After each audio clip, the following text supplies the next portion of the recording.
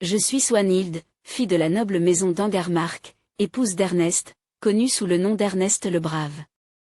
C'est sous la bannière des Babenberg que ma vie a pris un tournant lorsque, en l'an de grâce 1055, j'ai uni mon destin à celui d'un homme marqué par sa vaillance et son dévouement à l'Autriche.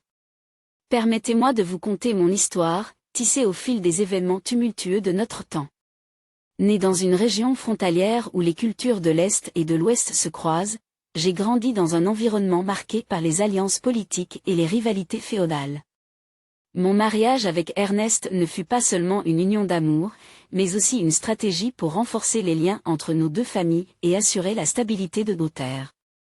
Lors de nos noces, je me souviens des chants, des danses et des promesses murmurées sous les étoiles, mais aussi du poids des responsabilités qui m'attendaient en tant qu'épouse d'un homme promis à un grand destin. Ernest était tout ce qu'on disait de lui, un chef courageux, un homme d'honneur et un stratège accompli. Au cours des années, j'ai été témoin de son dévouement à la protection de l'Autriche, une marche frontalière de l'Empire romain germanique en proie à des menaces constantes. Les Hongrois à l'est, les Slaves au nord, et les tensions internes au sein des principautés germaniques exigeaient une vigilance de tous les instants. En tant que femme, mon rôle était défini par les devoirs de la cour. Je supervisais les domaines, veillais au bien-être des familles de nos chevaliers et offrais mon soutien moral à ceux qui revenaient blessés des champs de bataille.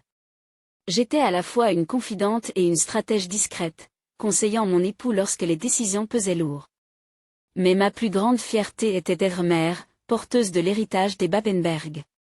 Chaque enfant que nous avons eu était une promesse pour l'avenir de notre lignée. Je me souviens de l'année 1060 comme d'un tournant dans nos vies. L'empereur Henri IV, alors un jeune homme, se battait pour consolider son pouvoir face à des princes récalcitrants. Ernest, fidèle à l'empereur, participa à plusieurs campagnes militaires destinées à réprimer les révoltes. Bien que je respectais son devoir envers l'Empire, ses absences étaient difficiles. Je passais des nuits à prier pour son retour sain et sauf, entouré des ombres projetées par les chandelles de notre chapelle. Malgré les guerres, notre recours était un lieu de culture et d'échange. Des troubadours chantaient les exploits de chevaliers, des artisans apportaient des œuvres magnifiques, et les lettrés partageaient les idées qui parcouraient l'Europe. Ernest avait à cœur d'élever l'état de notre marche, en renforçant ses défenses tout en soutenant les arts et la foi. Hélas, tout destin est marqué par des épreuves. En 1075, une révolte contre l'empereur divisa les seigneurs de notre temps. Ernest, fidèle à sa loyauté, se rangea aux côtés de l'empereur, mais cette décision attira l'inimitié de nombreux nobles puissants. Nos terres furent menacées, nos forces éprouvées.